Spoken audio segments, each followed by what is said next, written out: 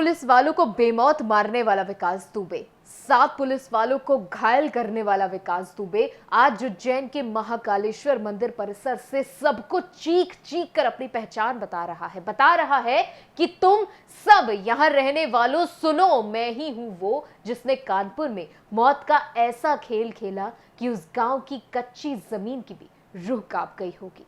ये दरिंदा महज एक अपराधी नहीं है, बल्कि ना जाने कितने घर उजाड़ने का दोषी है। ये दोषी है उस हर सिसक का, उस हर आंसू का जिसकी बूंदों में खून है। ये अपराधी है हर उस मां का जिसने अपने लाल को कफन में लिपटे गले लगाया होगा। ये दोषी है हर उस बीवी का जिसने जिंदगी भर साथ निभाने का दावा करने वाले होठों की खींचती खामोशी को देखा है।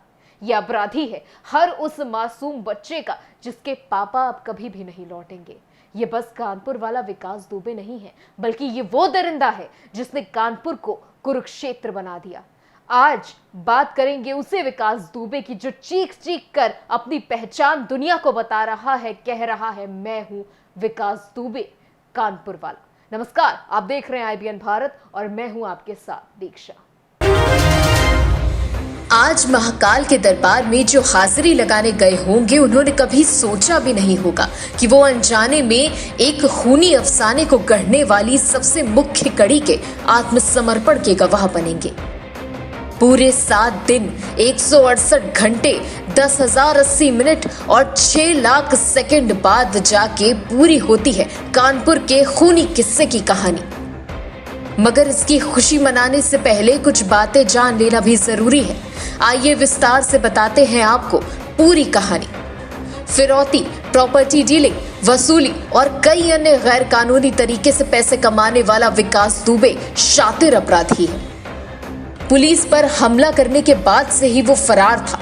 जानकारों का कहना है कि लगभग हर फैक्ट्री से विकास को चढ़ावा भेजा जाता था। नामी फैक्ट्रियों से उसे सालाना चंदा मिलता था। विकास की कमाई का दूसरा बड़ा जरिया विवादास्पद संपत्ति को खरीदना था।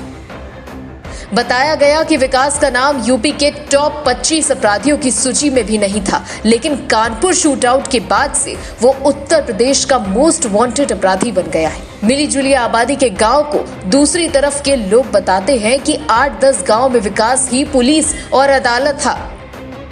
चौबेपुर थाने की पुलिस उसकी गुलाम थी। किसी भी केस में पुलिस गांव में कभी आती भी नहीं थी। मामूली सी बात पर भी वो बच्चों से लेकर बुजुर्गों तक बेरहमी से पीटता था। हाथ पैर तोड़ना उसके लिए मामूली बात थी। कुछ महीने पहले गांव के रामबाबू यादव की जमीन उसने जबरदस्ती नीलाम करवा दी थी। ग्रामीण बताते हैं कि 1992 में गांव में सांप्रदायिक हिंसा हुई थी। विकास ने यहाँ खूब कहर बरपाया था। कई लोग अपनी याददाश्त तक खो बैठे थे, कई सदमे में चले गए। कुछ ऐसे बुजुर्ग अब भी गांव में मौजूद हैं। विकास दुबे खुद भी राजनीति में सक्रिय था। 2015 में वो नगर पंचायत चुनाव भी जीता था। स्थानीय नेता उसको संरक्षण देते थे। SP और BSP में रहने के बाद वो BJP के भी आसपास मंडराता रहा था। सूत्रों के मुताबिक विकास दुबे के नेताओं से लिंक का पता लगाने के लिए CM योगी आदित्यनाथ ने निर्देश दिए हैं कि उन सभी नेताओं और अधिकारियों की लिस्ट तैयार की जाए जो विकास दुबे को संरक्षण दे रहे थे। अपनी निजी जिंदगी में विकास ने कम कहर नहीं बरपाया था। चाहे अपने दोस्त की बहन को भगाकर शादी करना हो या उस शादी के लिए अपने सास ससुर की कनपट्टी पर बंदूक तानना, विकास की जिंदगी किसी फिल्म से कम नहीं थी। लेकिन रंगीन दुनिया से जब पर्दा हटता है तो अक्सर वो आंखों को चौंका देता है। विकास के साथ भी कुछ ऐसा ही हुआ। एक क्षेत्राधिकारी यानी डिप्टी SP समेत 8 पुलिस कर्मियों की मौत के जिम्मेदार विकास दुबे यूपी पुलिस को चकमा देकर यहाँ से वहां घूमता रहा। दरअसल विकास हमेशा पुलिस को अपने इशारे पर चलाता रहा। उसकी करतूतों को जानकर आप अंदाजा लगा सकते हैं कि वो कोई साधारण अपराधी नहीं है। ऐसा बताया जा रहा है कि बिल्हौर के CO देवेंद्र मिश्रा, शिवराजपुर के SO Mahesh Yadav, 2 sub inspector और 4 सिपाही शहीद हो गए थे। इसके अलावा 7 पुलिसकर्मी घायल हुए थे, जिनमें कई और की हालत गंभीर थी। उत्तर प्रदेश के DGP HC अवस्थी ने कहा कि विकास दुबे के खिलाफ कुछ दिन पहले हत्या के प्रयास का केस दर्ज किया गया था। पुलिस विकास दुबे को गिरफ्तार करने गई थी। जैसे ही फोर्स गांव के बाहर पहुंची तो वहां जेसीबी लगा दी गई। इस वजह से फोर्स की गाड़ी गांव के अंदर ही नहीं जा सकी। आपको बता दें कि कानपुर में 8 पुलिस वालों का खून करके भागा विकास दुबे पुलिस को दिखाई तो दिया था, लेकिन हाथ नहीं आया था। जी हां, हरियाणा के फरीदाबाद में 7 जुलाई को विकास दुबे देखते ही देखते ऑटो पकड़कर रफू चक्कर हो गया था। इसके बाद यूपी पुलिस कह रही थी कि अब विकास दुबे का काउंटडाउन शुरू हो गया है, जो आज जाकर फाइनली खत्म हुआ है। विकास दुबे को उत्तर प्रदेश पुलिस की 50 टीमें और एसटीएफ का पूरा लाव लश्कर तलाश कर रहा था, लेकिन इसके बावजूद विकास कानपुर में 8 पुलिसकर्मियों का खून करके हरियाणा के फरीदाबाद तक पहुंच गया और उसके बाद मध्य प्रदेश के उज्जैन। फरीदाबाद में भी वो सबके सामने आया, लेकिन पुलिस एनकाउंटर तो दूर, उसको कोई छू तक नहीं पाया।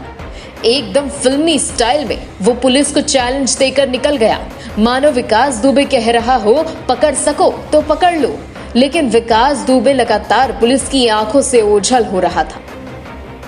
लेकिन अब खुद विकास ने उज्जैन में सरेंडर कर यूपी पुलिस के अरमानों पर पानी फेर दिया। पूरी फिल्मी स्टाइल में उसने खुद को समर्पित किया। तो वहीं मामले में अब राजनीतिक छीटाकशी का दौर भी शुरू हो गया है। यूपी के पूर्व सीएम अखिलेश यादव ने ट्वीट किया और योगी सरकार से जवाब मांगा। उन्होंने कहा कि सरकार ये साफ करे कि विकास दुबे को गिरफ्तार किया गया है या उसने आत्मसमर्पण किया है। उन्होंने इस सवाल के साथ ही मांग की है कि विकास दुबे की सीडीआर सार्वजनिक की जाए। यूपी के पूर्व मुख्यमंत्री अखिलेश यादव ने ट्वीट किया, खबर आ रही है कि कानपुर कांड का मुख्य अपराधी पुलिस की हिरासत में है।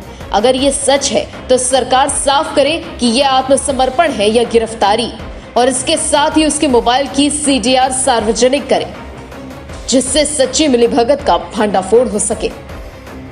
तो वहीं बीजेपी अपनी पीठ थपथपाने में लगी है। इस गिरफ्तारी पर मध्य प्रदेश के मुख्यमंत्री शिवराज सिंह चौहान ने उज्जैन पुलिस को बधाई दी है। शिवराज सिंह चौहान ने ट्वीट किया कि जिनको लगता है कि महाकाल की शरण में जाने से उनके पाप धुल जाएंगे, उन्हें महाकाल को जाना ही नहीं है।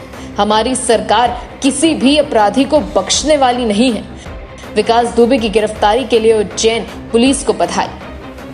बात साफ है, भले ही बीजेपी खुद को कितनी भी शाबाशी क्यों न दे डाले, मगर सच तो यही है कि विकास के इस आत्मसमर्पण ने यूपी पुलिस की काबिलियत पर गहरा आघात किया है। ये देखना होगा कि विकास की गिरफ्तारी से कितने सफेद कॉलर वाले बाबुओं की पोल खुलती है और कितनों पर इल्जाम लगते हैं। Bureau report, IBN Bharat. सवाल बहुत सारे हैं जिनके जवाब खोजने बहुत जरूरी है, न सिर्फ पुलिस को बल्कि हर शख्स को जो इस मामले को शुरुआत से अंत तक देख रहा था। देखना यह होगा कि कब तक हकीकत सामने आती है, और यकीन मानिए कि जो कुछ निकल के सामने आएगा कहीं ना कहीं वो सियासत की परिभाषा बदल देगा। इसी तरीके के और अपडेट्स के लिए बने रहिए IBN भारत के साथ। नमस्कार।